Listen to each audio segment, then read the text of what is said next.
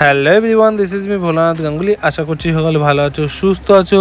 তো তোমাদের মধ্যে অনেকেই আমার মতো পারলে সপ্তাহে 7টা দিনই ওয়ার্কআউট করতে পছন্দ করো, যেমনটা আমিও হয়তো পারলে করতাম। কিন্তু আমাকে ভাবতে হবে যে আমি যদি সপ্তাহে 7টা দিন ওয়ার্কআউট করি তাহলে কিন্তু আমার একদিনও রেস্ট নেওয়া হবে না, না মাইন্ডের রিল্যাক্সেশন পাবো, না আমি মাসেলকে রিল্যাক্স করতে পারবো আর রিকভার করতে পারবো।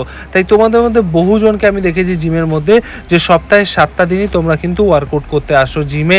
ইভেন বহু জিমে হয়তো এরকম বহু মেম্বার বা বহু ক্লায়েন্ট রয়েছে যারা কিন্তু সপ্তাহে 7টা দিনই জিমে আসে, নিজেকে ট্রেন করে। অবশ্যই আমি অ্যাপ্রিসিয়েট করছি, ওয়ার্কআউটটাকে ভালোবাসো, একটা সিস্টেমের মধ্যে থাকো, রেগুলার ওয়ার্কআউট করলে কিন্তু তোমারই ভালো, তোমার কোনো রকম হেলথ ইস্যু হবে না, কোনো রকম তোমার কিন্তু সমস্যা দেখা দেবে না শরীরে।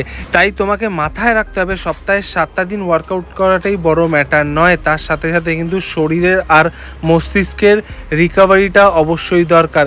তোমাকে মাথায় রাখতে হবে তুমি কি কারণে জিমে গিয়েছিলে, সেই কারণটা কিন্তু তোমার পরিপূর্ণ করতে পারছো না, কারণ তোমার মাথায় ঢুকে গেছে শুধু ওয়ার্কআউট করলেই হয়তো সকল সমস্যার সমাধান হয়ে যাবে, তুমি একটা ভালো ফিজিক অ্যাচিভ করতে পারবে।